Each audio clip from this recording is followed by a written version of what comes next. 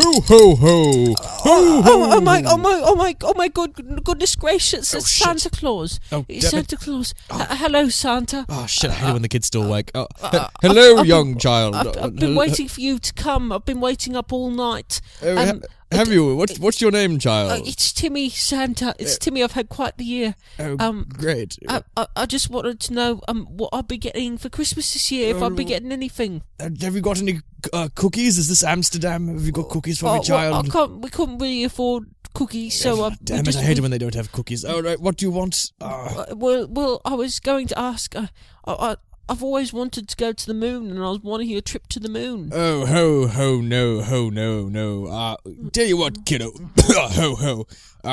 Take this pill, child. That'll take you to the moon. Ho, ho. Oh, that's wonderful, Santa. That's exactly what I wanted. Oh, great. Thank you. I must have been on the nice list. That's so nice of you. Thank you. I can't wait to try this. Oh, great. Ho. Hello, Brenton. Hello, Nathan. We're back, and it's our Christmas episode. So, obviously, we're going to start this episode by talking about Christmases. Is it that obvious? I don't know. Is it really? I mean, it's Christmas Eve. It is the night before Christmas, Brenton. Our fireplaces are stoked, even though it's the middle of summer and in Australia. And tell me some Christmas stuff. What's going on?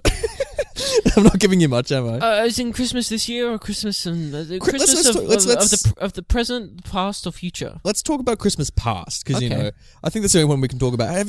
Is Christmas normally a good time of year for you? Like, oh yeah. It's you get around the family and everything. Are you hosting Christmas, or does everyone come to you, or? Everyone comes to me. Oh, everyone comes to you. Everyone wants to see me. They're forced, like they all fly from all corners. No, like it's pretty cash. I mean, like we do like a big lunch. Oh yeah, we also do a big brunch as well. Oh, very cool. It's like one after the other. Is it very traditional, the Christmas brunch? Like you got your hams, you got your veggies. Like... No, it's quite. See, us too. Nuts. It's no, like it's pretty traditional to a certain extent, but man, we just chow down on seafood. Like there's some roast, but it's mainly like roast vegetables. Like we don't really do ham. Oh, okay. Or turkey. Enough. Oh, but the ham's so good, Brenton. Yeah, but. I'm not that attached, you know. Well, fair enough. No, we do the same thing in our family. Like we have like really random foods for the Christmas lunch. Sweet. Like the week before, Mum texts all of us and she says, "What do you guys want for Christmas?" And we all like when we were children, we just responded with our favorite food. So when we were like 7 years old, we said sushi, chicken nuggets, like seafood, cereal.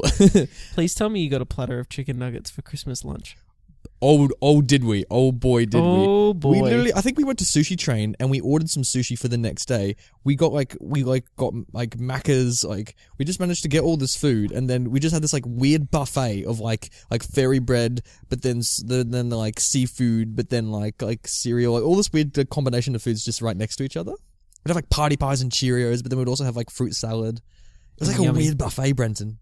It was great. Yeah, we're very similar then. Yeah. What was the best thing you ever got for Christmas? Oh, my first ever Christmas present? Or was that the best thing you ever got? Oh, I mean, the best thing I ever got. I mean, oh, sorry, I misheard you. I thought you said like the first thing you ever got. Was the best. My first ever present was like a green bouncy ball. I have footage of that. Wow. It's like toddler me, just like 1-year-old me, just like opening up this wrapping and seeing this green ball and being so fucking excited. It's like I'd never seen like anything in my life before. I was just like, I remember there's like footage of me opening it and I'm like, oh my god! And I'm like immediately just throwing it away. I really want to see this footage. Let me play it for you right now. Ooh, a short interlude, people. I will be right back after I view Nathan's green ball footage. Ball? Would you like to know what my favourite gift was, Nathan? What's been your best gift, Brenton? Oh, I remember the thing I will probably most psyched to get was we got this Xbox 360, I remember. Oh, that's better than a fucking ball, isn't it? You got a green ball, I got a green console. No, here we go. But I remember I'd wanted that for like ages and ages. And were you that nagging kid who just like didn't even drop subtle hints? You're like, Daddy, I want an Xbox. Yeah, I wasn't subtle about it. Because the other thing was, I wasn't really a big Santa believer. Oh, okay. You were a Santa denier. I kind of worked things out straight away. I just thought it was fun to be in on the game, but the game was still a game. Were you that kid who was like ruining Santa for other kids? Like no, God no, because I liked the game. Like I said, it's a fun. So like the Game of Thrones, it's like the game of Santa. The game of Santa. Yeah, so I always was like, you better make a list for Santa. And it's like, Mum, Dad, let's get fucking real. I'm making this list for you. You know, like, so I'd always give them both, this is my Christmas list, Father. Christmas. Make sure you look at this. Make sure you peruse this, you know. And don't mail it to anyone because that's not what you're going to fucking do. You're going to take that to the shops and you're going to purchase what's on it. You're going to buy me every bloody present. Otherwise, you see this vase over here? It ain't going to be looking so sharp when you come back home. Oh, I didn't push it that much, but I knew who to ask for the gift. Yeah. And what's interesting is that I probably get one thing on my list, and then the rest was shit that wasn't on the list, which I was still still have that happen to me today. Yeah. But that's good because It you is get good. stuff that you didn't know. Like No one Could knows be- what they could be want, one- Brenton. Even you exactly. don't know what they want. exactly, Yes. exactly. We don't know what our audience wants. We just kind of like do this and fuck around and talk about movies, and for some reason you guys listen to it. So I know. yeah. If I've- anything, the greatest Christmas gift of this podcast is our listeners. I mean, it's very true. It still blows my mind that people listen to this show. I know. It is bizarre, isn't it? Because, like, this is like shit talking we've been doing for years. So it baffles me that people voluntarily are like, you know what would be a great way to spend my valuable time on this earth? Let's just listen to Brenton and Nathan. Just chat about old look, movies. I'm very appreciative, and It's a time to be thankful, isn't it, Brenton? it's nice to like open the conversation from just us two dickheads to like, you know, a whole audience of people that are ready to listen, I guess. So yeah, it is the time of year to be thankful. So It is. yeah. So I'd love to hear some Christmas stories and, you know, plans for Christmas on Twitter, guys, if you want to hit us up. yeah, tweet at Brenton. Yeah, Yeah, just come on. only at Brenton, frankly. Yeah. Flood him with the Christmas messages and then... Send me some gifts. Send me some good Christmas gifts, you know? Yeah, love a good Christmas. There's great ones of Will Ferrell from the film Elf. Oh, yeah. Just Ooh, him yeah. freaking out at There's everything. there's a lot of Jim Carrey Grinch ones as well. Oh, it's great, yeah. Hey, dude, speaking of Christmas. Yes? Welcome Ah! to Classic Movie Banter, the Christmas special. Christmas special. Oh, oh, Drunk Santa's back in the building. oh, Ho, ho, ho. episode number 31, I want to say. Damn. Yeah. So this is Oh! Classic Movie Banter. It is yes. The Aussie banter boys that talk about movies that are over 20 years old. Mm-hmm. We tell you whether they're worth your time or they're not. But, you know, at the same time, we respect you and understand that you can make up your own mind. We do. So We're respectful, damn Brenton. we, you know, that's what we do. It is what we do. It's kind of like I have an existential crisis because, like, every time I record this show, because, you know, I wonder. It's like, you know, we just put our heart and souls into that hour-long conversation. We do. And and yet someone will just come along and they just won't even like clock with our opinions or anything. They'll just be like, that was a load of horseshit, and they'll That's go on with their okay, day. Brenton. We invite that. But that's what it's kind of like at the same time it's like, yeah, that's cool, that's fun, like that's why we do it. At the same time you're like, but what? But why? Have we gotten some angry letters recently? Like, Oh, okay. oh. Well, I got to really check that No, email no. more. Like, no. I don't No. know. It's still bizarre to me, it's yeah. I know. and I love it. I love it. It's great though. I'm glad you're here, buddy. I mean, it's Oh, Christmas Eve. You know, what a beautiful time for us to be recording an episode. You know, What a strange time for us to be recording an it's weird episode. we're not with our families. I know. Like, yeah. Ish. It's because they're all dead. Frankly, I mean, you know, Ish. we're all that's left. Hey Nathan, guess what? What? It's a wonderful life, isn't it? Isn't it? Oh, it's just so bloody wonderful. I mean, Released in 1946. It's a Wonderful Life. That's Yeah. our Christmas special. It's as special as it gets, I guess. it's the Christmas movie. I mean, Yeah. we could have done the Santa Claus, but no, we chose this instead, didn't we, Brenton? We did. Is the Santa Claus over 20 years? It must be getting close. It must be getting close. I mean, like the height of Tim Allen's career was, you know, nearing 20 years ago, I'd say. Yeah, it's like he just finished this. He was about to do Toy Story. Dude, like he was working back then. He was huge. Like he was was- like the biggest working actor. He was one of those actors. He was like the everyman. He was like the Tom Hanks, but like of like rom-coms. You know what I mean? Yeah. Like, not even rom-coms, of like family comedy. What's that like? kind of- What's that hardware show he did? That TV hardware show. Oh, I always see reruns of it on TV. I'm like, I this is don't know. really expired. I know what you're talking about, but I can't remember for Yeah. the life of me. Anyway, Anyway, him aside. anyway, It's a it's a Wonderful wonderful life. Um, We've never seen this, either of us. no, we both haven't. So we thought, you know, and we haven't done. It's been a while since we've done a film from like the 40s. I think the last one was like Spellbound. So I it's think like it was, yeah. it's been. You know, if we're talking about classic movies, there's none more classic than It's a Wonderful Life. So Nathan, Yes. could you pitch me this film? All right, Brenton. Well, it's the 1940s, so welcome to my Hollywood office. I mean, for some reason, you and I are black and white. You're just not made up of color these days, buddy. Oh, jeez. I wonder what happened. Yeah. Yeah. So we're in my office. We're going. Yeah. See. Yeah. You see. Oh, We're yeah. smoking we're chain smoking cigars Yeah. like it's going out of fashion. So I want to make a picture. You see. We're going to be in the pictures. So It's a Wonderful Life.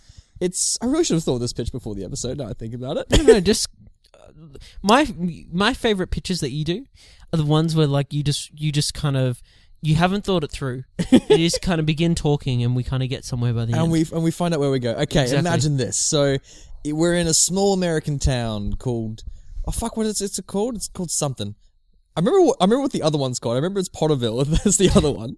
We're in a small American town, and this guy called George.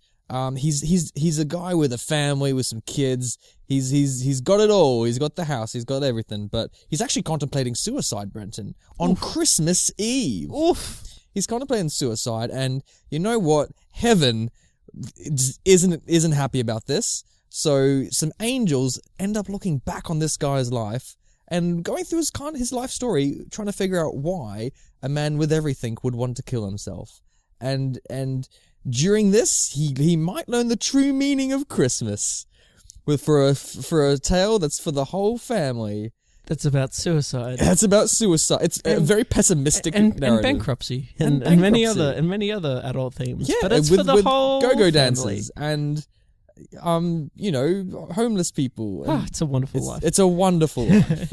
The movie. Hey, great pitch. Thank you. Well done. Well done. Well done. Good, Well done. good Here's the job, money. sir. Make the movie. You've Go just on. done it again. So I know that you've got quite a bit to say about this movie. I don't know what you've got to say, but you informed me before we started this that this was the most notes you've ever taken for a single film It has. on Classic Movie Banter. It's funny because I was because we had to watch this one separately and sadly, and I was just in my bed. I was just scribbling away so much because there's just so much great moments to happen in this movie. Yeah. But before I go into that, Brenton, I just want to say, initially I didn't like this movie, but the more I think about it and the more I went through it, I fucking love this movie. Great. Interesting. What about you, buddy? Where are you? So sitting? I was kind of going into this and I was dreading to watch this actually. Mm-hmm. I was expecting something. Excuse me, the audience, but I was expecting this to be super boring. Brenton, that's not the Christmas spirit. I was like, this is gonna be such a slog to watch this 2-hour, 10-minute film. You said bar humbug a lot. Humbug. Oh. Like a young Scrooge McDuck. Yeah. But I gotta say, Mm-hmm. I think I said this last about Network. This film has flaws, Yes. but it's one of my favorites. I gotta say, it's part of that Cadbury favorite box. You know what I mean? Yeah, I do genuinely understand I really like this I love this movie. Yeah. that. It's hard to get into. I'll give it that. Like, Oh, okay. I disagree, oh, okay. but I'm just gonna let you go. I think it's best just to let you go because I've got very little to say. Really? Because I think like That's not the podcasting spirit.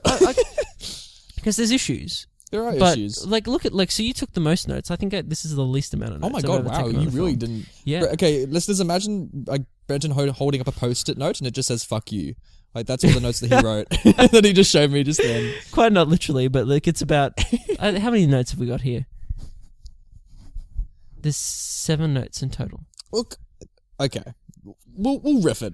It's Christmas, Brenton. Yeah. You know, we've got some milk by our tables. You know, we've got the tinsel around the room. We've just sung some carols. I think you and I can do it. We can make it together. Oh yeah, I think so. Yeah. But tell me. All right. Start at the top. Well, okay. What's going on? So this movie, it's a Christmas movie. We go through this guy's life. It's. Where do you start with a film like this? Let's talk about the guy, George. What do you Sure. think of him? Like the guy whose life we follow. What do you reckon? Oh, great guy. He is a great guy. He's actually bloke. a very good guy, isn't he? He Top does a lot of bloke. good things. Like Yeah. what do you think of Jimmy Stewart playing this guy? Oh, amazing. Like, Have you seen Jimmy Stewart before? No. Genuinely, really? I think he is such a wonderful actor, and I think that this character is just, he kind of, I guess, I haven't read the script obviously, but he leaps out of the screen. He's someone that, he's like, No, just wait a minute. It's such a wonderful what are you performance. saying? It's such a good performance. Like, yeah, good on him. And I think Jimmy Stewart, I guess because you haven't seen much of him before, he's literally just playing himself. Like you must have heard his voice before. Like, it's very iconic. Like, true. What are you just doing around there? I don't think you can say he's playing himself. Well, no. I mean, if the real Jimmy Stewart was definitely not like that. But like, he's done a lot of films with Hitchcock, and like, if you've seen, I think he's in Rear Window. I think he's in a couple others as well. Like, he just doesn't change. Like, he kind of plays this like down to earth kind of guy who's just like, no, just settle down there, Sean. Let's just try and sort this out. Like, That's quite a good impression, Nathan. Thank you, Brenton. Well done. Because I've seen a little bit of his work, and like, it's funny seeing him in this because like, he's a good guy, but like he does some very interesting things throughout the movie that makes you go, oh, okay, this guy's a little bit more color than I thought this would be. Like, it's not. Okay, it feels like a fairy tale, but sure. like it's got some very weird things in the fairy tale. Let's talk about the framing device. Let's talk about the galaxies. Yep. Because this film opens with like, not a spoiler, like literally like stars, like the stars in the sky, like talking about this guy. What was your reaction to this scene, Brenton? I bought it. I was like, I didn't have a huge reaction. I was just like, but okay. It's like imagine like someone has like got a piece of paper, just cut out like galaxy-sized holes, and they like light a light behind. Oh, you it mean when they about need the to talk. effects? Like, yeah, like I mean, but they're still kind of charming in a way. To be like, this is how they did it back in the day. They didn't have bloody Infinity War CGI to show Thanos like smashing a planet, like a moon or whatever it was, into like the planet, you know? Because this film, did you feel like it was outdated? Do you feel like it's stood the test of time? I think, yeah, for sure. Yeah, I feel like as a story it did, but like, I don't know, like, little stuff like that, I was like, Okay, I'll say one thing. Yes. This stood, in terms of effects, this stands the time more so than Spellbound. I was about to say you might have mentioned Spellbound. Yeah. Way more so. Yeah. But I don't know. I feel like it's a little bit weird that it's a little bit religious. Like it's a little bit like it's very middle American kind of family. Oh yes, it's definitely preaching Christian values and not that's a bad thing, right? It's Christmas. No, I'm not saying that's a bad thing at all. I'm just saying that like there is religious elements to this, yeah. Yeah, but I don't know. I feel like I didn't really buy the angels that much. Like, no. Because they're talking, I love they're in the sky and they're like one of them like holding a Huckleberry Finn book. I'm like, how does this concept of death work in this universe? Like they have books as their galaxies. Like one of the galaxies tells the other one to sit down. And I'm like, aren't you like balls of like helium in the sky right now or hydrogen? Like this isn't working. And they knew it back then. But nitpicking aside, I think the movie didn't need the angels. I think like you could have just seen this guy's life and like maybe has to make like a decision without having to rely on angels and that kind of stuff. Was his life interesting? Yeah, that's my biggest conundrum with the film, to be honest. If I'm being, like I said, this is probably one of my favorites. The inner critic comes out though and recognizes that there are some flaws, and part of me goes, "Yeah, did it need specifically the angels, and specifically did it need?" I can't talk about the other without spoiling it. Yeah, true. But okay, let's just say the first 2/3 of this movie. Does it need the plot device that's in the last third? No, I don't think so. Because you're invested by that point, aren't you? But in saying that, I don't really see an alternative. I think this is great as it is. It's a good film. Like I was laughing a lot on this. Like it's very funny, actually. Yeah. I wasn't expecting it to be as funny as it was. I actually love all the characters. There wasn't a single character, surprisingly, I disliked. Even the child actors, I was like, I didn't hate them. Yeah. I was expecting because normally in films they normally like sometimes there's like a pitfall with some of the kid actors, but no, they were all good. I love the villain. Mr. Potter. Oh my god, what a piece of shit! Isn't he such a piece of shit? Like what a piece of shit. He's like the most Scrooge person you've ever seen. But I can deal with him all the way through the film. But there's a spoiler that happens that I was just done. I was this guy needs his comeuppance. He does right now. Like seriously. And we'll talk about how that goes in the spoiler section. Might be coming up. Stay tuned, guys. But he's such a piece of shit. But I think he's wonderfully played. Oh yeah, like perfect. The guy who does him, he has the most he always scrunches up his face and he's like shifting his eyebrows. Always like, oh, this is this bad guy here. Like he's just great. It's almost pantomime, isn't it? Yeah. There's a new section in this show I want to introduce later on. Oh, I love new segments. Yeah, I love it, Brenton. What a surprise. Yeah. So stay tuned. We're just foreshadowing so much. I was a little bit surprised with George why all the girls were in love with him. Oh, I'm not surprised. I think he's someone that obviously at the start of this film is someone that he's one of the only people in the town really that has this desire, the American dream, to leave and make something big, to make something big of himself, and to change the world, and these big ideals.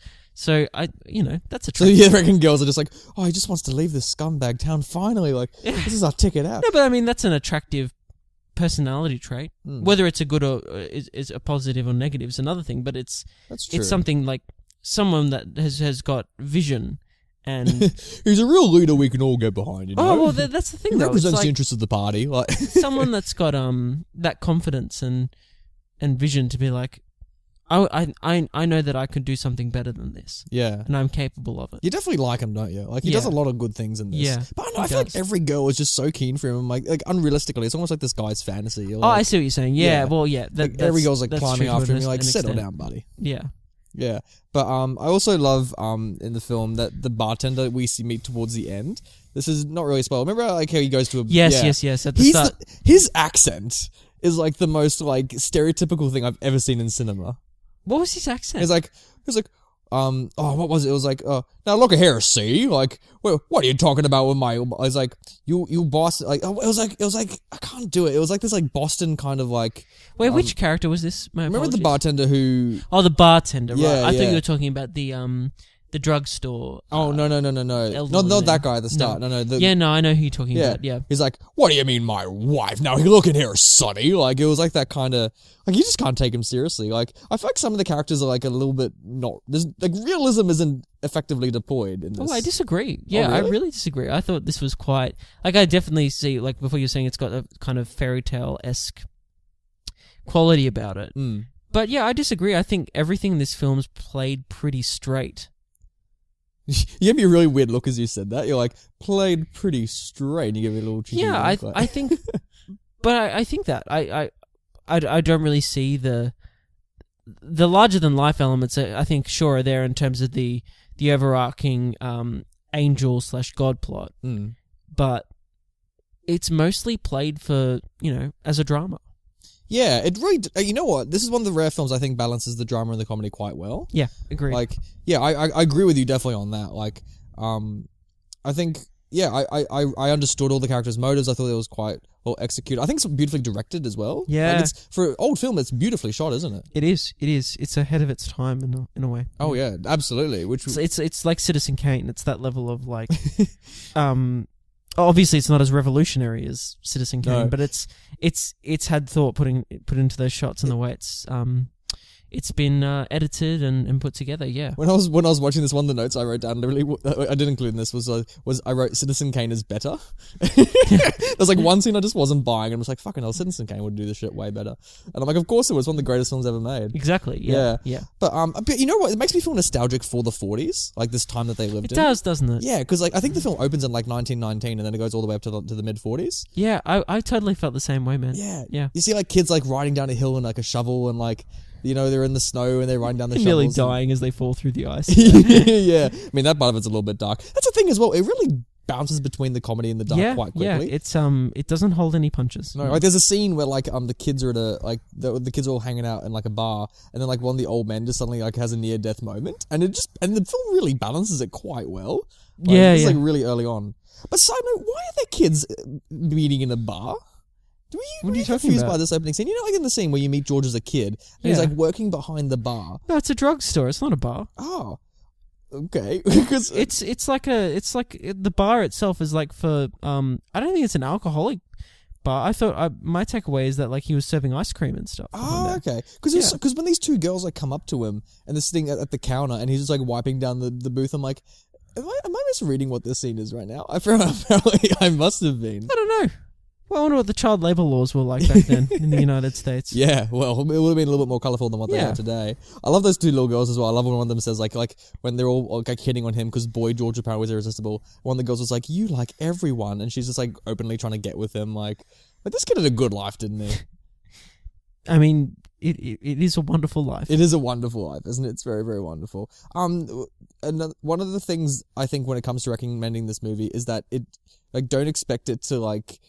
It's a long film. Let me just put it that way. It's a very long film. Did you find it long? No, I disagree. For difference me, for it is a long film. Yeah. Technically, it's a long film. It doesn't feel like a long film. Are there things you reckon could have been cut out? No. Whoa. That's weird for you to say. Normally, you're always Yeah. each episode saying just like trim it here, trim it there. Really? I mean, yeah, probably if you really looked at it, like I'm sure I could cut 10 minutes off or something. You know what I reckon I would have cut? What? The high school dance. Are you kidding me? No way. That was awesome. It's a good scene, but like, you know, what breaks it for me is that they're played by the same actors. Like none of them. Oh, look you like mean high as in school like students. when they're young? Yeah. I can deal with it. I'm fine with This it. is like West Side Story syndrome. Like they all look like they're 40. Like they look so old. I don't know why. There's a charm to it. I think West Side, it doesn't work for me. Like, so like it works for you here, but not there. It's like, I don't know, and I can't. Let me stick with it. I think, yeah, I had that moment of realization of like, oh, like these people are playing they're meant to be 17. this age, yeah, and then I was like, I mean, they did smoke a lot back then, but you know, right? but like I was like, this is fun, and I like that it's the same actor basically that the same actors that take those roles through till I think middle age is the I think they're the latest middle-aged, it goes for them. I mean, it looks like identical when he's 17 to when he's like 40, and you're like, that's true. Okay. Yeah. No, not as identical as what's the villain's name, Mr. Oh, Mr. Potter, Mr. Potter. Yeah. He, like, I'm like. That was probably the biggest plot hole, if I'm being honest. Like that of like, so why, how is this guy still alive? Yeah, because he starts off the movie really old, and then he ends up just even older. Yeah, when George is a young boy. Yeah. It's like, that's like 40 years the film like covers, and he's still cracking about. In terms of the age things, that's the one that got to me. I was like, how is this guy still around? What's he like, Mr. Burning It? Is he like cryogenically freezing himself each night and then like getting up in the morning? Yeah. Having all these medical procedures done to him. I need help lifting this thing. It's true. Yeah. But I guess like maybe because like you do the angels constantly narrating throughout the film, it kind of reminds you that this film doesn't take itself seriously. Exactly. So like, yeah. That's a really good point, man. Yeah. Well, that's probably it. Yeah. Thank you. But like, it's almost like you've done this before. I have almost done it before. But no, I thought, you know, there's a lot of stuff to love in it. I love that there's a random crow in the bank throughout the movie. It's so stupid. Like there's random things. If you want to watch this movie, like there's just a lot of little things that you might enjoy, like out of fascination. But at the story center is a very heartfelt story. Like because I wasn't a fan of this going all the way through. I wasn't in love with it, but like there was like a moment very late in it, Brenton, where it clicks, and I'm like, oh no, this is one of the greats. Yeah. Well, did you love it all the way through, or like? I did. Yeah, I did. I was surprised at how much I loved it 5 minutes into it. I was like, this is great. It's great. It's like, it's I don't know what more there is to say without spoiling the movie. No, maybe we should just... should we rate it? I mean... Oh, well, yeah, we should. We should remember that. So yeah, my thumbs are up for this. I'll rip the Band-Aid off. I'll go first. My thumbs are up. Yeah, I'd say thumbs up too. I like people. We'll get to pass it to the people later on, but I got people like watch this every year, every Christmas. Yeah. I was speaking to my girlfriend on the phone before actually. Oh. And she was interested that we were reviewing this and that we were watching it, and she was like, "Tell me what you think about it." Has she seen it? No, she hadn't seen it either. But she'd heard the talks about It's a Wonderful Life, and she said, "Oh, what's it like?" And I said, "It's really good. I really like it. I think it's like could be potentially one of my favorite movies." And then she said, "Oh, that's really good. Would I like it?" And a bit of backstory there. So my girlfriend, with let's say some artsy, maybe you describe it like that, some boring movies like that. She'll just instantly fall asleep. Oh yeah. Like it's not even that it's bad. It's just that she'll just go to her brain just switches off and goes, "Oh, it's nap time." If it ain't got her attention, she'll just knock off. And she was like, "Oh, well, would I like it? Is it too boring for me?" And I was like, "No, there's a lot of stuff that happens in the movie. Yeah, like, when you go through this guy's life. It's like the biggest compliment I can give this is that I don't know who I wouldn't recommend this to. Yeah, actually, that's a really good. Yeah. I think everyone should see this at some point once. Yeah. Like, yeah, probably maybe not when you're a child. I feel you'll get more out of it like the later in life you see it. Maybe? Yeah.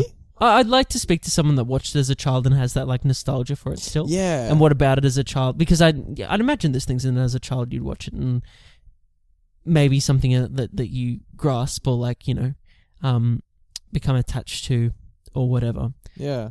Yeah, I'd be interested to know. So yeah, tweeted us that too, guys. Yeah. Yeah. I'm with you, Brendan. I'm giving it a thumbs up too. I think this is a great film for everyone. Thursday night, I think sure. you don't just have to be watching it at Christmas. I think any time of the year is great. Yeah, for this movie. for sure. It's a great movie. Anytime you're feeling down, yes, I think this is a great movie if you just need to pick me up. You know, quite inspirational. Yeah, yeah, it is. It is very inspirational. Yeah, it's the opposite of this podcast, Brenton.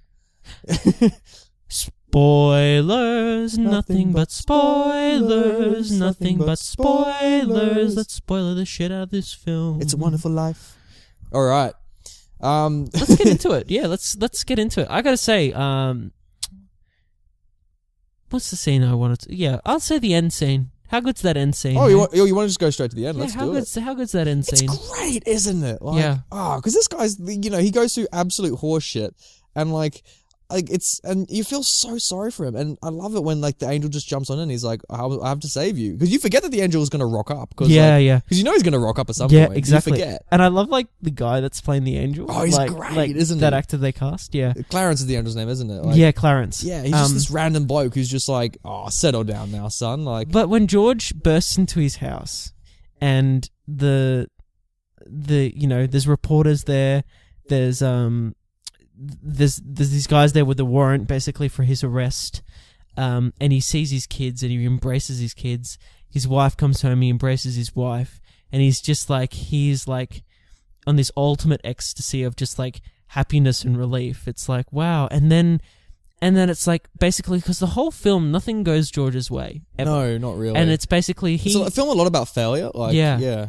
He gets his retribution, let's say. Yeah. In that 5 to 7 minute scene at the very end, and it all just stacks and stacks. And I loved it. I was like, this is great. It's great. Although his life doesn't really improve, he just fixes the fuck up. He gets the money back through donations, but his life hasn't gotten any better. It's still he still has the bad house, and he still has his perspectives change. Yeah.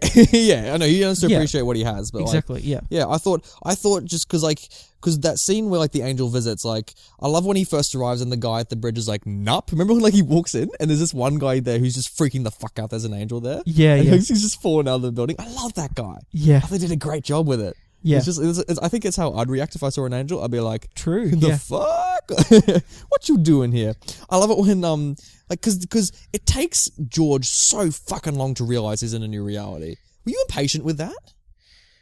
It takes him so long to realize the thought crossed my mind, but I think the actor sold it. Yeah. Yeah. I don't know. I got really impatient with it. I was just like, come on. It's he needs 20 hints before he finally caves into the idea. Wait a minute, the angel's telling the truth. Yeah, I think he believes it. I think it's so shocking that I just think the actor sells it. I think there's some justifications in that performance that kind of make it make sense. But I do agree, it did cross my mind. I was like, oh, is this too much? Come on. It's yeah, I'm on. It's but, when he finally cracks, I love the build-up to it. It definitely builds up tension. I'll give it that. Yeah. I love it when the angel bites the cop on the hand. When they go to the it's wonderful. House. And then he just evaporates. Yeah. Great special effect, by the way, for the 40s. I thought that poor cop, he's scarred for life. Yeah. I mean, realistically, Gabriel shouldn't have got his wings. Oh, what's his name? Sorry. Clarence, sorry. Yeah, it gets called Gabriel at one point. Yeah, Clarence shouldn't have got his wings because he just, severely traumatized that police officer. Yeah. They don't really act like angels do that. You think, God's just letting all these, winged angels just come on down to Earth, and he's just you can make new realities. Just remember, he talks to the angels up in heaven. He's like, should I make a new reality? They're like, go on, do it. He's like, right, this should be fun. Yeah, yeah. Yeah. I love the transition, though, when he finally goes back to the new reality and just the snow falls. Yes. I thought that was a perfect transition. There's a lot of smart filmmaking in this that again is showing and not telling. Really, really great. I was very impressed by that. I thought, wonderful visual storytelling. Yeah. But I thought it was very stupid when the angel vanishes though. So because it was a great special effect, but then randomly Twinkle Twinkle Little Star plays as he goes.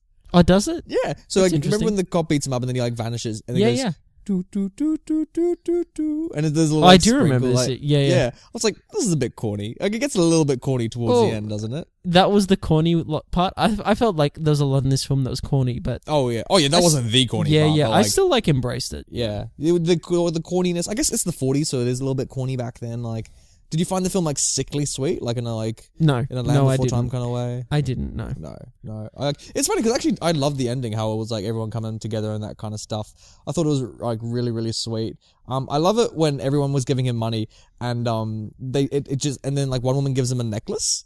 And she's just like, here you go. Like, they're all like handing in hundreds of dollars. I wish, Brenton, that scene just kept on escalating. So like, eventually someone's like, take my dog. And then someone says, here's the keys to my car. And then like, they all just start taking off their clothes. Like, here's my life savings. And they'll just like start throwing money at him. It becomes like really dark. You're like, whoa. He's like, no, guys, we have enough now for the bank. And like, quickly, just take it all. Like, please, like, we'll give you another 8. By us. Yeah. Oh, it would have been great. They just all throw like jewelry at him. He's like, oh, stop it. Yeah. I thought that was great. I also love it when he gets the letter from his brother. When all the crowd's there, there's a line, Brenton, where he shouts out, "It's from London," and then one guy in the crowd's like, "Ooh!" Like, do you remember this? Yes, I do remember this. Yeah. Oh, it's so great. It's so. I was like, ooh! I remember bursting out loud in laughter so much in that moment. I'm like, there's great little things like that in the movie. Like, it's just a joy, isn't it, Brenton? It's just a real joy. I actually teared up at the end. I did too. I cried in the last scene. Did you really? Yeah, I did. Yeah. Oh, me too, buddy. Yeah, it's powerful, man. Yeah, it's really when powerful. he gets the letter from the angel, and it's like no man. What is it? No man is a failure as long as he has friends. Yeah, dude, I was tearing at that. I was like, whoa, it really hits home, doesn't it? It's a wonderful life. It's a wonderful life. Like, yeah, but I don't know, because you know, everyone goes through failures and that kind of stuff. And I remember I was watching that, I was thinking about my own failures in life, and I'm like, well, hey, at least I got friends. Like, yeah. It's life affirming. Yeah, it is, isn't it? You're just like, oh, and to invest in like relationships and people, and you will receive bountiful splendors, let's say. You know what I mean? That's like, Brenton's holy message for 2018. Mate, Willem Dafoe, come preach to us now. Are you Clarence the Angel? Like, I am not. Am I going to hear a bell ring? No, I'm not even going to go there. No, I'm not. I am not a holy figure. I'm just Brenton from Classic Movie Banter that gets on this podcast every week and talks about movies older than 20 years. Brenton, there's been That's what this show's about, actually. Yeah, funny that. Who would have guessed? This was like 70 or something years old, isn't it? It's like, it's proper old. Like, what, 46? So it's like, yeah, crikey, it's like 71 years old. Jeez. There you go. Look there at you that. go. Everyone who made it's now dead. But their memory lives on in this beautiful film. It does. It does. This film's probably most famous, Brenton, for a scene where he's like, I'll give you the moon. Yeah, so famous that it's in Bruce Almighty. It is in Bruce Almighty. That's right. I was trying to think where I saw it before. Yeah. That's right. What a great scene, hey? It's a really good scene, isn't it? There's a few scenes at the start, and I was just like, this is a great scene. That's an awesome scene. That's a great scene. And I was like, wow, this is like... And that continued basically for the whole film. Yeah. It's like, it's expertly written. Because, like, did you know that moon scene was going to be in this? No. Neither. No. It was a welcome surprise. And I was like, oh, that's what it's from. And I got really excited and happy. And I was like, but it's... The scene's even better when you watch it with context. And because like this guy, he like believes he can do anything and get anything, and you learn how he just fails. It's like the failure of the American dream, really. He's just like, it's really sad as well when he has to like, you know, use his honeymoon money to like, you know, save the bankers and that kind of stuff. It's sad, and it's kind of, I don't know how to describe it. It's so, it's very moving. It is moving. He does it without second thought. Yeah. And Molly, his wife actually does it. And Molly is the one that suggests it, and then he just goes with it straight away. And there's no second thought. It's like, let's help these people and ultimately help this business and do what we have to do. That's very I respect that. I do respect that. Yeah. He's like, a good guy, isn't he? Like, yeah, that's what I mean. He's such a great guy. I love when he hands out the money though, and like like he's like to the first guy, how much do you need? He's like $200. He's like, fuck, okay, fine. I got 2,000. Says 1/10 of our money gone. Yeah. And then the next chick's like, oh well, I guess I'll have 20. And everyone's like realizing, like, oh shit, this is his own guy's money. Maybe we should not ask for all this. Yeah. Like that guy who asked the 200, what a dickhead. He didn't need $200 that day. There's nothing you'd need. Because that money back then would be worth like 20 grand now. So it's like going to the bank now saying, I need $20,000. And he's like, really? Just for the next couple of days? And you're like, and then yes. he whips out a wallet and gives you it in cash from his own pocket. Yeah. And you're just that like, you know is his money. Sweet. See ya. And there's no paperwork. There's no nothing. Yeah, that's the thing. It's all like good faith agreements. I'm like, no wonder this bank's going corrupt, going in the ground. Like, yeah, true. It's all on good faith agreements. And no wonder everyone loves Georgie. Yeah. Yeah, because he's just Yeah. literally handing out money. Like, Yeah. no wonder they love him. But going back to that moon scene, I thought it was a great setup. How like they see the old house and it's very creepy and that kind of stuff. But I was like, when they threw rocks at it, I'm like, this is vandalism. I thought it took me out. It is. It is. Yeah. I'm like, you hooligans! Like, this is a valuable property. But I love the irony that they end up owning the house, so I guess it's Yeah. okay. Yeah. And they Like- fix the house themselves. Yeah. And also, one thing that I found made the scene weirder than it needed to be was that old guy who was like the whole time going kiss. Yo, kiss her. Yeah. He's like, I'm gonna watch it. Yeah. yeah, it's so creepy. Yeah, like the it's movie quite- didn't yeah. need that, did it? Like, did you want him in that scene? Or he's like, I'll give you the moon, and then this old guy's like, "Are you kids?" You just... Oh, look, it wasn't a huge issue for me. Oh, like, okay. I was just kind of like, to me, it could be read as like, oh, just hurry up, just get what you're gonna do. Like, I'm just sick of having to watch this, and I don't want to watch it anymore. Because he goes inside. That's the next thing he does. Yeah, He doesn't actually stay around. He's just like, if you're gonna be out here, just kiss her at least, and you know, you're obviously both like each other, so just do something about it, and he's just then like Shia just- LaBeouf. He's like, do it. just do it, and then leave so I can go to bed. Just Shia LaBeouf. Oh, it'd be great if Shia LaBeouf did this movie. Just Oh my God. If they ever remake it, just have him on the side, just like, do it. Just Do it. But I also love when she like falls into the bushes and like George is having the time of his life. He's like, what does he say? He says, this is a very interesting situation. Oh wait, I'll do it in the George voice. No. This is a very interesting situation. Everybody says that? Yeah, dude. Yeah. That was probably the only moment in the film I was like, oh no. I was like, Oh, you think it was going to get creepy? Like, it is pretty creepy. yeah. I was just like, oh come on, George. Remember, And then I he's was like, maybe I should sell but tickets. again, like this guy delivers it so like convincingly, and I think it comes from such a place of like, let's say, love that like it's not egregious in any sense. He's not actually taking advantage of it because he gives her the robe straight away. Yeah. You know what I mean? Like he does clothe her like once more. It's yeah, like, and then like he leaves because his dad has a stroke. But, yeah, the film goes over that pretty quickly. How as well. good is that first scene with his father Oh my god! at Yeah, the dinner table? damn, that's good. Wonderful scene. Yeah, I thought it Yeah. was excellent acting. Like, Yeah. yeah, for the time, Awesome. Yeah. I loved it. I loved all of it. I love, when you first see him save his brother in like the pothole, like Yeah. all the throwback scenes. Actually, I thought like were necessary. Yeah. Except that I don't know why I didn't like click with the high school dance. I think it was because like they were dancing and the floor opens, and like they just almost fall in, and like no one tells them that the floor's opening. It's a great moment, dude. It's a great moment. Yeah. It's I don't know. You think I anyone like would it. have mentioned, "Oh, guys, you're going to fall in"? I guess they all just like drunk. They're all going, egging them on. oh no, Oh. like and then they're just so oblivious to the fact because they're having such a great time that they fall in. Yeah. Then everyone's like, "Fuck it, let's go in as well." Great scene, Great scene. moment. Who's that random chick that keeps on like hitting on him throughout the movie? You know, this is that. Oh yeah. What's her deal, Brendan? Oh, she's one of What's the more deal? interesting characters in the film, isn't she? Because you kind of learn that she puts out this outward exterior that she's got it all together. Yeah. You know that she's the perfect woman, and then we find out later that she has her own problems and needs Yeah. help. And Georgie, again, great guy, he helps her, man. He does. I was gonna say as well about Georgie, and going back to the performance of the actors, that that performance in particular, what I love about him is how like trippingly he kind of says his lines. He's not. Yeah. It's not like it's. I think he it's like delivers it Jimmy so- Stewart. I think yeah, that's just like it's what so he does. naturalistic though, like how he delivers his lines. Yeah. Like I just. No. You just gotta be there with your family. And But he'll hope for trip the over a best. word or something, and then he'll just like he'll keep the sentence going Yeah. and like rectify that situation. But it's like as you would, just if say I'm saying a sentence and Yeah. then suddenly I get I'm you saying the stumble a sentence little and bit and you're trying to it's get just there. great. Yeah. He's like, but wait a minute. It's- Why am I here?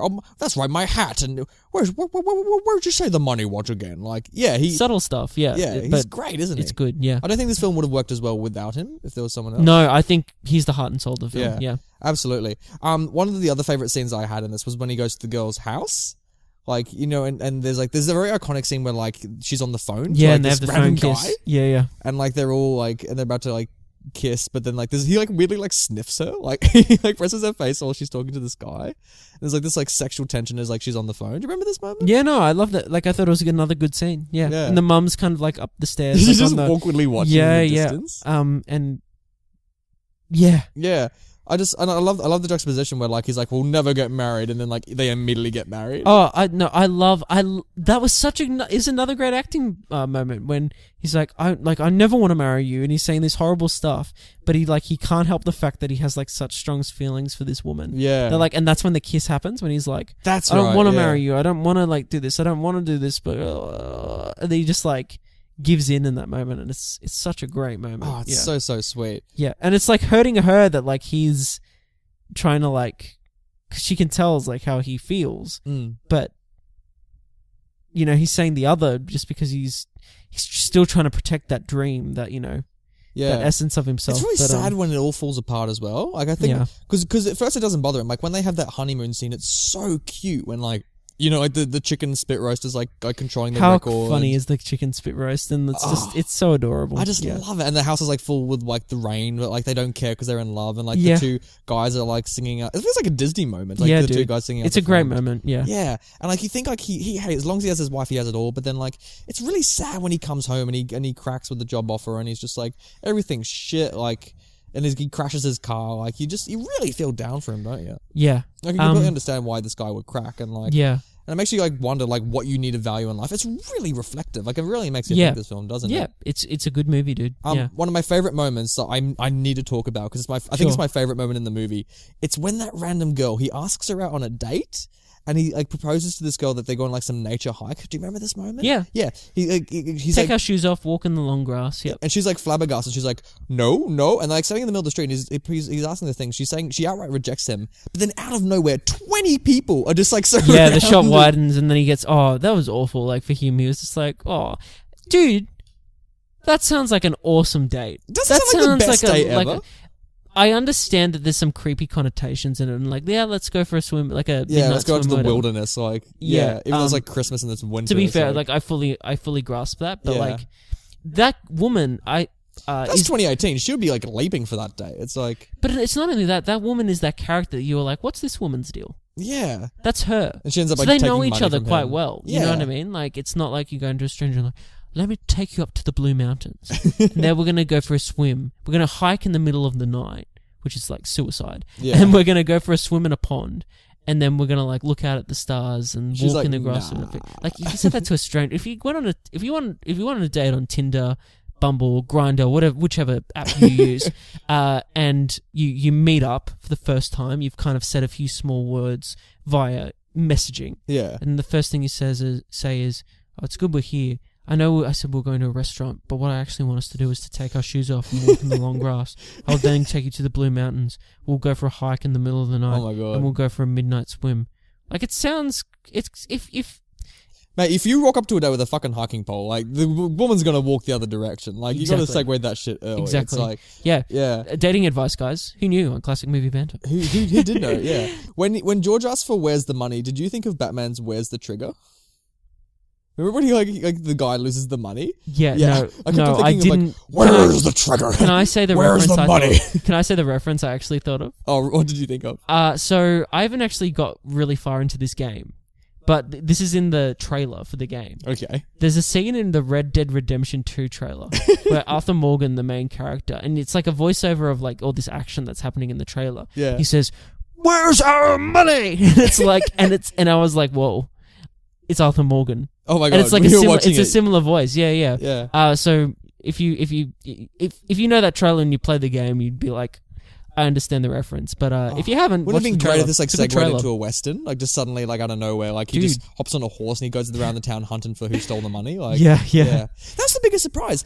Mr. Potter gets away with it. He steals the money. Then there's no. I didn't like that. I was like, I really wanted to see, like, I wanted someone to come in and be like, yeah, we actually found the money, and the cops have gone to him for stealing and whatnot. That was the moment, by the way, that I was like, this guy's a piece of shit. Yeah, when real piece of shit. He had that money, and like he looks out the door on the other side, and there's this guy, like, what a dickhead. Like, yeah. But I like that he doesn't get his comeuppance because. And that's real life. Like, yes, that's real like, life. Evil people do win. But sometimes. Also, like, he's already getting his comeuppance because he doesn't have it. He doesn't have anything. Can you do the line that Harry says to Voldemort, Order of the Phoenix? Oh.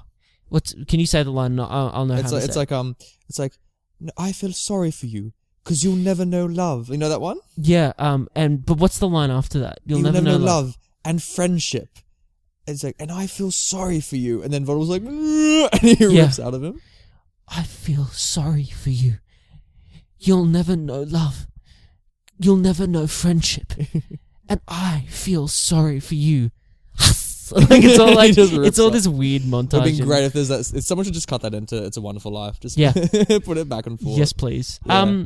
So I think it's time that I introduce the new segment. Mate, my ears are pricked. Like, here we go. What's the segment? Dum da dum dum da dum dum da dum dum. What influences have we seen from this movie? I got 2. Okay. Let me tell you, Mr. Potter. Mr. Potter. Have you seen the film? It's an old classic as well. Yes. Coen Brothers classic. Yes. Can you guess what it is? For Mr.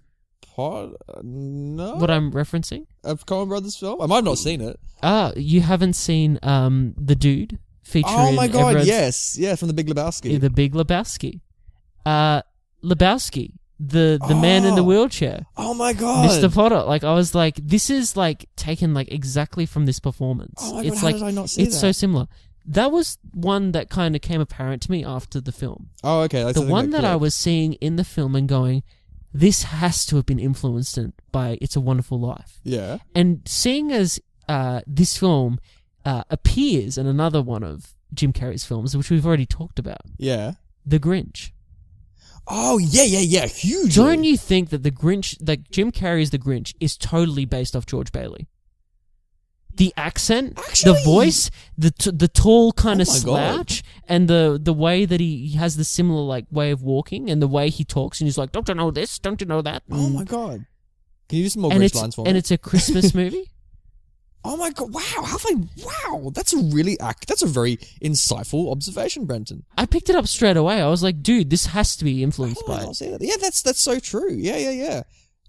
That's it. Where I'm not going.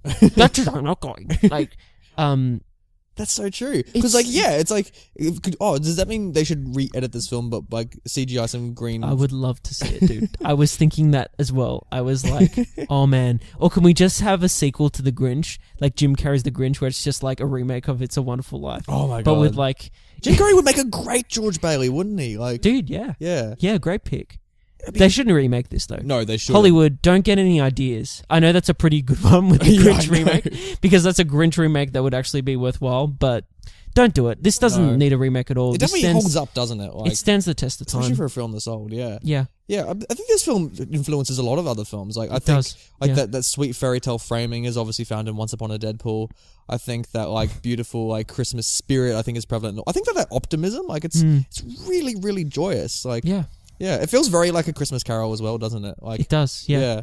Obviously that came first, but Yeah. yeah. But yeah, I like the segment, Brenton. Yeah. It's a keeper. Thank you. Shall we move on to the next segment, Nathan? How did they make this? Making movies. How did they do it? I don't know. Let's We're going to find out right now. Brenton, I've got some facts for you. Nothing but the facts. You know, some I hard... got some facts as well. Oh, do you want to open it up? Sure. I mean, the most interesting thing for me was that this film was a flop when it was originally released in theaters in 1946. Yeah. What the fuck, people of 1946? What's going on in the world? Come on. Because it didn't come out at Christmas at the time, did it? Like, the director didn't think of this as a Christmas movie, weirdly, at the time. No, and I feel like with so many Christmas movies, that's what happens. Yeah. Die Like, Hard. but exactly, like it takes place on. I love stories that takes place on Christmas and have nothing to do with Christmas. This does, like, let's be honest, like this does have things to do with Christmas because it makes sense. And Christmas why values as well. Exactly, Christmas it makes sense why people have been like, that's a Christmas movie, because it is. It is, yeah. But I love it when stories just take place on Christmas and they got nothing. Like Die Hard. Die Hard's the perfect example. It just happens example. to be Christmas, and like, it's wonderful. Same with Iron Man 3 is randomly set during Christmas because Shane Black directed it. But it's such a great holiday to just use as like a plot point or device. It's because also like everything's supposed to be merry, but normally like visceral murders or something bad happens during Christmas to show how like it's tumultuous. There's some great Christmas movies there. Did you read the fact about the snow, Brenton? I did, yeah. In fact, this film won an Oscar because of the snow. That's the only Oscar it won. It did, for some reason. God, I can't even remember the other film that won all the awards that year. But Do you know what really surprised me, though? So this film invented new ways of doing snow. What really surprised me about this fact is that before this film, snow in movies was literally just cornflakes painted white. Yeah. And it would make noise so that they'd have to dub over the lines. Yeah, isn't that crazy? That, like, up until 1946, that's what films did. Like, I know. That's bonkers. Like, that's crazy. And I can't believe they won an Oscar just for thinking, let's not use cornflakes. Here's an Oscar. Like, that's crazy. They invented an Oscar for that, yeah. Yeah. What's the next Oscar that's going to be invented for something? Popular film. Oh, it already happened. You're right. We've already fallen down How that sad. stupid well. For the scene that required Donna Reed to throw a rock through the window of the Granville house, remember that great scene? Yeah. Director Frank Capra hired a marksman to shoot it out on cue. Really? To everyone's amazement, Reed broke the window by herself. She had played baseball in high school and had a strong throwing arm, and that's the take they used in the film. Oh my god, really? So when she actually throws that stone and it kind of goes into the dark and you hear the smash, oh my god, she's actually hit the window and smashed it. But they've hired a marksman, like to shoot a bullet, to shoot a bullet through that pane of glass. That's amazing. It's like classic 1940s movie making as well. It. Like, Don't you have a love guy it, man? shoot a window, like. But like that would not be allowed on a set today. Let's be honest. Unless it was like a BB gun or something. Or something like that. But that's fantastic. Today, yeah. But like, isn't that just interesting? Speaking of knocking things over. Oh, I know what you're about to say. Story? Continue. So in the party scene, where the uncle gets drunk. And the camera focuses on George and he's like pointing his uncle to say, "Oh, this is how you get home." The uncle like staggers away. As he like goes off screen, you hear this loud crash, and the uncle yells, "Oh, I'm all right, I'm all right." Brenton, he really did crash into film equipment. Yes, when they filmed that scene. And so of course, when you see James Stewart give this sly smile like on screen, like he's laughing at the fact because the actors that, just crash into some camera, and then the actor playing Uncle Bill, ad-libbed the line of like, "I'm all right." Yeah, and they to make it make sense, and that's the shot that's in the film. I love that. I love that. I love those kind of stories. Yeah. The kid whose who ears got slapped at the start of the movie. Apparently that actually happened. Like he really. Jeez. Got his, it was a complete accident. He actually got hit by the main actor. By complete accident, it didn't happen again. But when it was first struck, like his ears really did bleed, and he was like crying on set. Oh, good lord! So the main actor like hugged him, and he's like, "I'm so sorry," and the kid's like, "Oh, it's okay, but my ears hurt." Still not okay. Yeah, no, it's like goodness, like things have thankfully improved from there. Yeah. You got some facts? I do. Despite being set around Christmas, the film was filmed during a heat wave. Oh, really? It got to be so hot that director Frank Capra gave everyone a day off to recuperate. Oh my, really? Wow. Yeah, dude. That's Could you imagine how hot it would be, like in a heat wave in those suits? And they're all in, they're all in suits. And those winter coats and things. And, oh my goodness. Yeah. What idiot chooses to film this in the summer? Like, you just do it in the winter. Just push production back. I don't know. There would have been other factors as well. Ranked as the #1 most inspirational movie of all time by the American Film Institute, 2006. It is pretty inspirational. I just don't think there's any more inspirational movies. Like, I feel like there's another one, and it might be one we've talked about recently. There's something we said was inspirational. The Blind Side. Not knocking that story or anything, but I'm not a huge fan of that film. Like, do you remember to watch it back in school? I think the film. I think the story itself is a wonderful story. Oh yeah, and it's an inspiring story. Mm. That's not a great. It's not a well executed film. No. Yeah. You remember watching it in school, don't you? I do. Yeah. Sandra Bullock won an Oscar for that as well. That's bizarre to me. That's moronic. No offense to Sandra Bullock, but she's done. No, she's work. a wonderful actress, but no, But just for that, it's like, come on. Yeah, it's always the way though. People win the awards for the roles that like they weren't meant to win them for. Yeah, it's the way the world is. Yeah, it's the way the world is. It's a wonderful life. It's a wonderful life. I'm just gonna shout that now every time. It's a wonderful life, Nathan. It is. It's just every time I feel down. It's just a wonderful life. Do you have any other facts? Oh, I got one more. This is a long one, but it's worth it. So, because you know how there's a crow on set. Yes. Okay, so I was thinking the whole time, what's the deal with this crow? Why is there a crow there? Brenton, I stumbled upon a story. This crow is called Jimmy the Crow, Brenton, and it's the most famous crow in cinema. Do you know anything about this? No, I don't know about Jimmy the Crow. Okay, Jimmy the Crow, he's been in over 1,000 films just between the 1930s and the 1950s.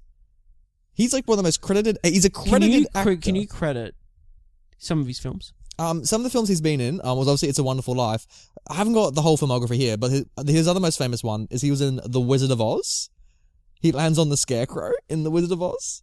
A new segment of the podcast. Yes. Coming up right now.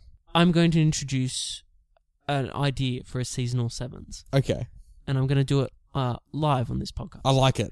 live. That's how we do it. We should do top 7 films in Jimmy the Crow's filmography. I really want to fucking do it. Okay. I like that.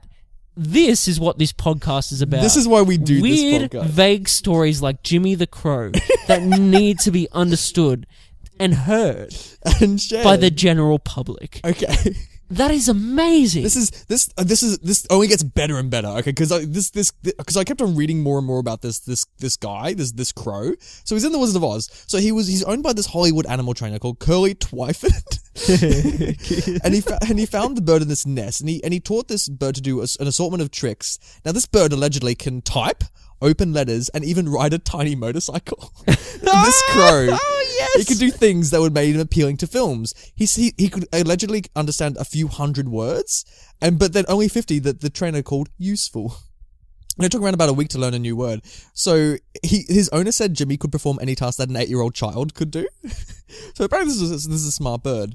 So anyway, birds are very intelligent though. Oh yeah, no, they have got yeah. brains. But this is a crow, Brenton. It's not exactly, it ain't. This is awesome. Yeah. Keep going. Continue. So when he was on this movie set, they would because his name was Jimmy and Jimmy Stewart was also the lead actor. Whenever someone would call Jimmy, they would both answer. So Jimmy would go yes, and the bird would squawk.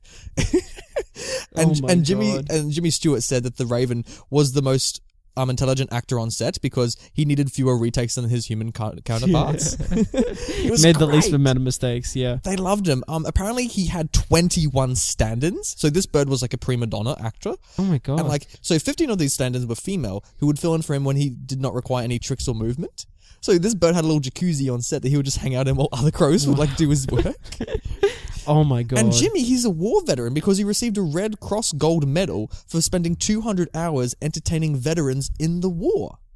We're doing this seasonal 7. This crow has lived a life better than you or I. It's a wonderful life. It's a wonderful life.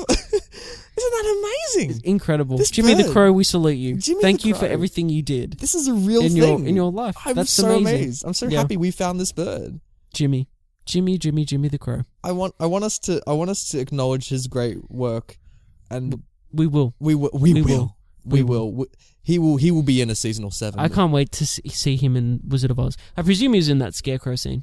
Yeah, that's the exact scene he's in. Like Yeah. he's the one there, and when he's on screen, we'll be like Jimmy. He'll be like squawk. It'd be like, what? It's like, yeah, it's like Willy Wonka when like Mike TV can go into the TV. And it's like we go in, hey Jimmy, what the fuck? What the fuck? Yeah, dude, making movies. Making movies. That's how they did it, man. Yeah. So hey, Let's look at this film's poster. Oh, okay. Oh boy. Oh boy. Yeah, it's a wonderful life. So this poster, Is not great. it's pretty shit actually. Yeah, it's not great. it's I like it. It's a good image. Let's be fair. I don't It's even think just- it's in the movie. This No, frame. and it doesn't really encapsulate. Like it encapsulates that relationship, maybe, but not really. At the same time, it's a nice picture, yeah, but it's not. All right, so here we go. What should it have been? because I think what it should Jimmy the Crow. Jimmy the Crow. Yeah. We both knew. It's just him, just like squawking at the posters, like what? Just him in the bank, just. Okay, here's my idea. What would make a good poster? So you have the house, right? Okay, I'm seeing the house. You have the kind of decrepit old house, and you have. Oh, wait, do you So- have the hole in the wall and there's a little speech bubble quote that says, fuck me, she cleared it, after she throws the rock. No more Robin Hood, Prince of Thieves references, please, Nathan. But please, everyone, watch that episode. It's great. It's Great It's a episode. great episode. Yeah, Great listen, movie. Listen, yeah, great podcast. I don't know. Subscribe. Yeah. I think it should be so. The house is kind of in the bottom right corner. There's that's kind of one of the images, and then overlapping it, kind of in the clouds off to the side of the house, like on top of it to the left. Yeah. Is the image of George Yeah. embracing his kids and the wife Ooh. I like that, and Brenton. smiling. Yeah, I think that should be it. Graphic designer listeners, if you can mock that up and Please email it do to it. us. Please do to it. us. Make it into a poster. I'll hang it on my wall. I'll take a picture of it. I'll post it on all social media platforms. Oh, that'd be great. And obviously I'd pay you for it. Like, you're obviously you're we'll actually pay you gonna do it. royalties Yeah. and whatnot. Yeah. Yeah.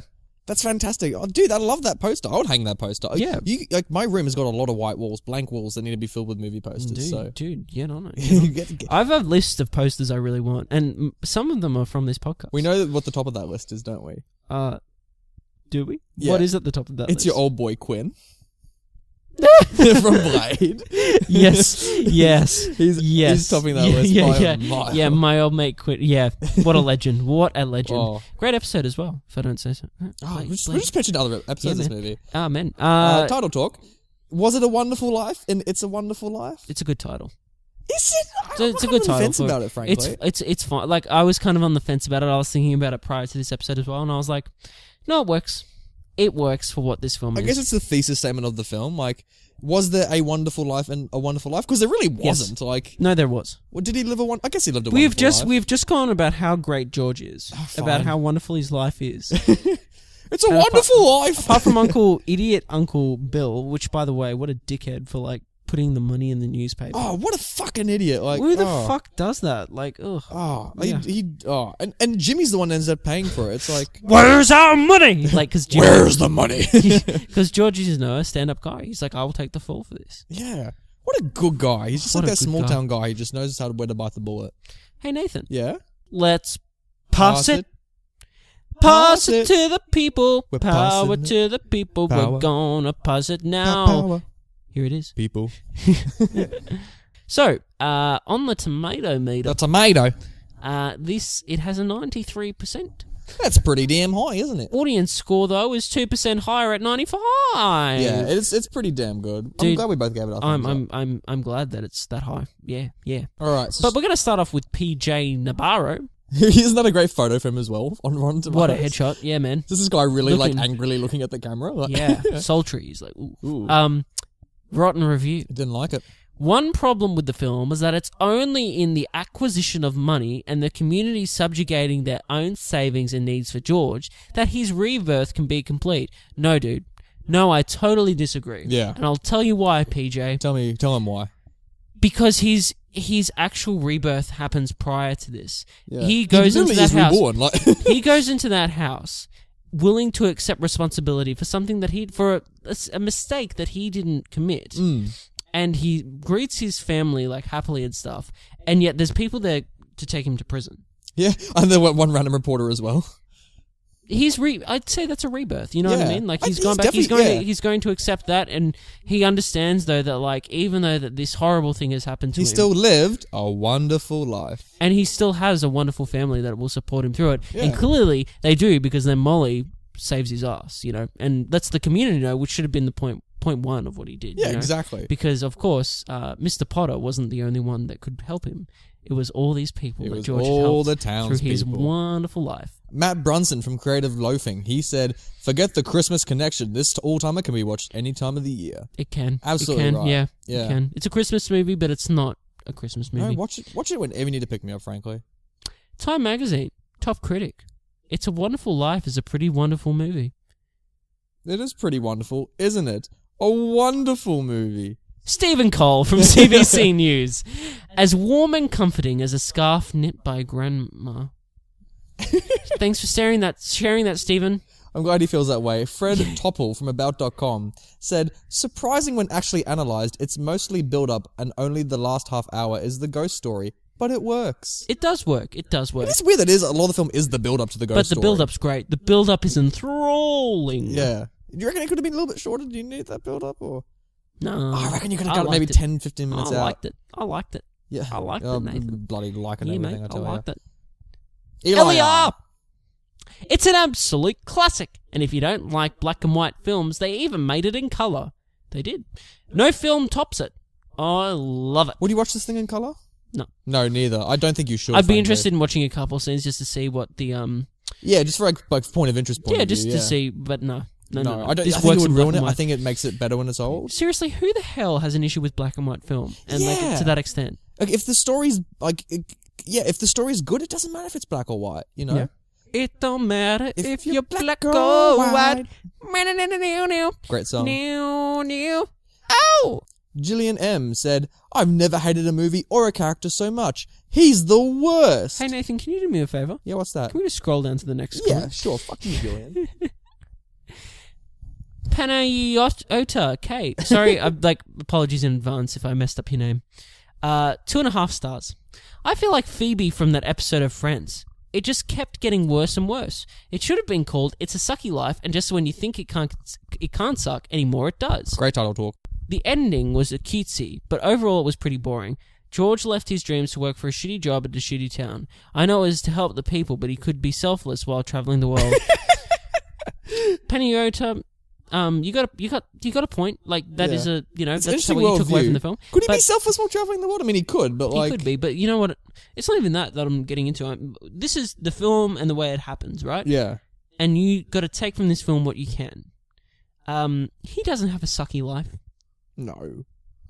He makes sacrifices, sure, for the good of his family and for the good of for honorable reasons. But he still loves his town. Like he's still happy. If he really wanted to leave, he would have left. Like, exactly. He couldn't do that. Exactly. Yeah, exactly. You're so right, man. Film Toaster on YouTube said, "It's amazing how a movie can make your heart warm as from seeing a man get excited over seeing his car crashed." Oh, that's a wonderful moment. I love that. Oh, my car's cute. Oh, my car I car. crashed into the T. Pics, promos, and more on YouTube. Dear Hollywood, on behalf of the entire world population, I implore you, for the love of God, All caps. do not make a sequel to this movie. Sincerely, the fucking world. Got 122 likes. Yeah, dude. Agreed. Don't remake it. Don't do a sequel. Don't do anything. What do you even do for a sequel for this movie? Just leave it alone. Or do you just have him like it cuts back to him and he's like, "Life's still wonderful." Like, just while you're checking in. Yeah. Life is still wonderful. Hi there, I'm George, and just letting you know, life's still wonderful. And the last, I've actually found this. It's from film historian Andrew Saris from his book "You Ain't Heard Nothing Yet," and he said one of the most profoundly pessimistic tales of human existence ever to achieve a lasting popularity. And I reckon he's got a really good. He's got a point because this guy's life kind of goes to shit, but like, but for some reason he just accepts that it's shit and then he just moves on because he's got love. It's great. Like it's great. It's really fascinating that a story like this has this kind of popularity. Yeah, and it's I can't see a film doing a tale like this these days. You know? No, I think it could if it executed it well. Ah, okay. I feel like because it's a smart move to make it optimistic. I feel like there's a lot of films that show us the pain and suffering of of people, of regular people, and we just dwell on it too much, and this kind of gives you the relief of being like, no, you are achieving something.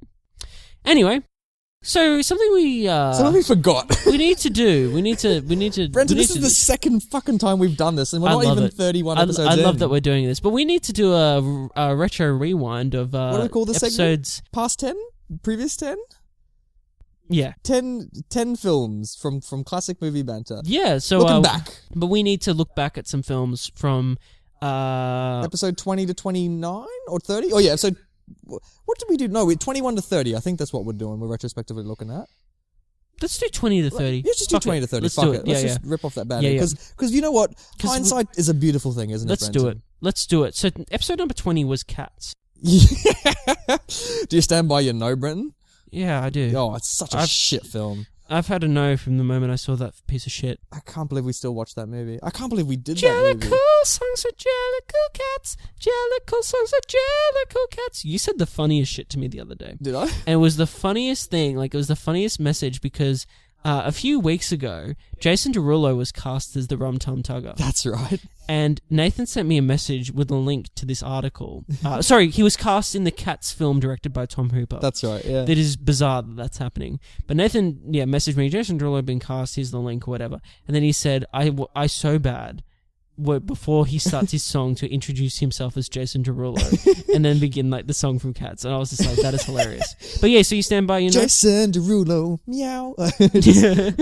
Yeah, I stand by my no. God, never watch this film. Don't even watch the Tom Hooper film. I can't imagine him making it good, frankly. I'll go see it. I'm going to see it. Look, we're going to go see it on opening You night. are going to drag me to the We're movies, going aren't you? to go to Gold Class. We're going to go opening day. Yeah. Episode number 21. Before Sunrise. No. Oh, I'm jumping ahead? Oh, that's right, Halloween. Remember. Yeah, Halloween. Dude, stand by my thumbs up. That's a good film. Oh, it's a great film, isn't it? That is a great movie. It's great movie. Definitely watch that. You watch it now. Like watch horror films at Christmas. It'd be great. Watch Halloween now. Like the night before Christmas. Before Sunrise, that was next. Yes. We were mixed on it, weren't we? I believe so. Oh, did we both like it? No, we both put our thumbs up, didn't we? No, we did. Sure, Yeah, we both loved it. I'm pretty sure we did, yeah. I'm trying to Yeah, and I remember. stand by that. It's a good movie. It's a great movie. Do you Good still movie. stand by the thumbs up? Yeah. Yeah. For sure. Yeah, it's still really, For really sure, good. for sure. Great couple movie if you love it. Episode number 23. You only live twice. Our first Bond. We said no, didn't we? We did say no. Yeah, we did. I stand by that. I don't really want to watch it again, to be honest. No, I mean I still love Sean Connery, but like looking back on it, I don't think I come want on. to change There's it. better like, Bonds with Sean Connery, from what I understand. Yeah, Episode 24, The Exorcist. That's a great Yeah, episode. man. Yeah. Sorry, we should really be talking about the movies on our own. Yeah, podcast. dude, but like that's a good episode and it's a good film. Yeah. Fuck, it's great, isn't it? good It's film. still, I still stand by. It's really bloody long, and like it's. No, a I mixed agree. bag. I agree, but it's a good time. I think overall, yeah, you probably still should see it. Like, yeah, Rocky 3. Episode number 25. Is it the best film we've done so far?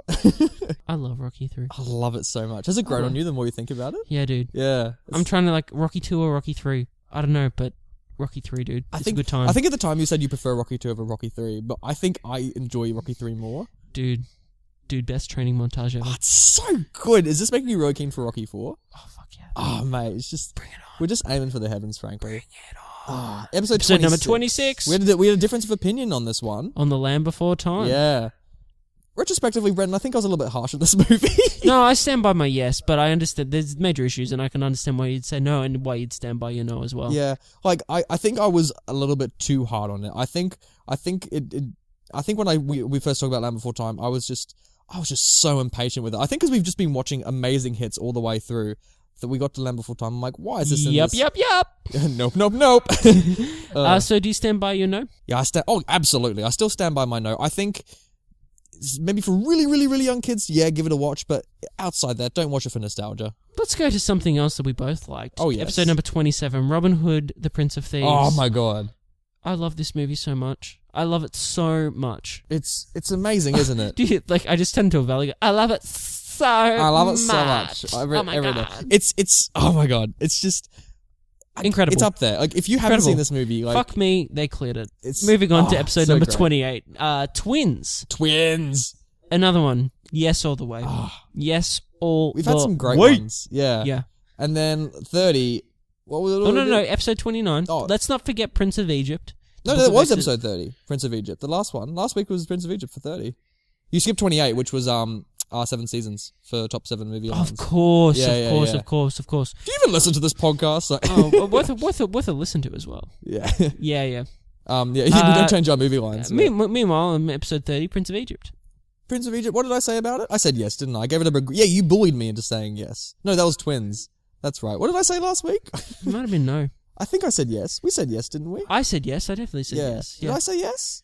Surely you did. I can't remember what I said last week. That's so bad. Regardless, Look, what do you think right of it now, in this present moment, I say yes. Yay! Even if I said no, I'm switching it to a yes. Because it's a great story, and I think it's probably the best version of the story you'll see. I'm excited for us to watch the 10 Commandments from the 50s. Yes. And compare it eventually when we get to that episode. Yes. But until then, Prince of Egypt, it'll be worth your while. Which brings us just to episode 31, which Yeah. was today.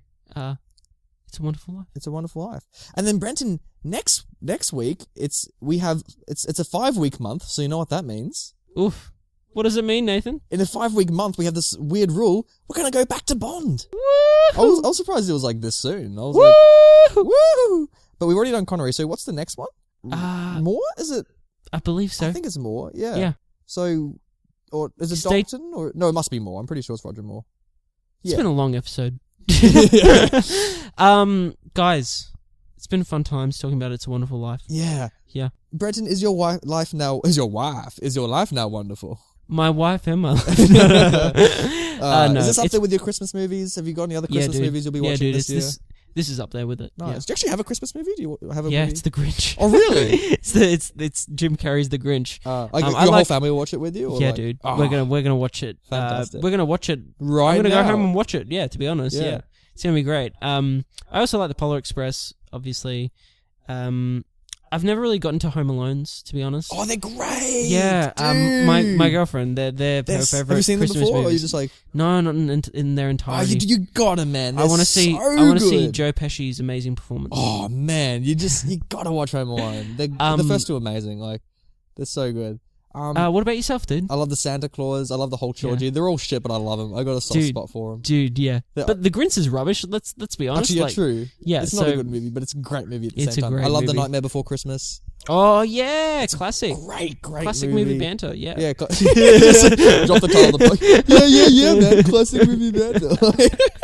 I'm just gonna do that in my private life now. Just every time I agree with someone, just be like, yeah, classic movie banter. Here's my business card. What? Guys, it's been fun. It's been real. Episode. Merry Christmas, Merry everyone. Christmas. Hope you have a great day tomorrow.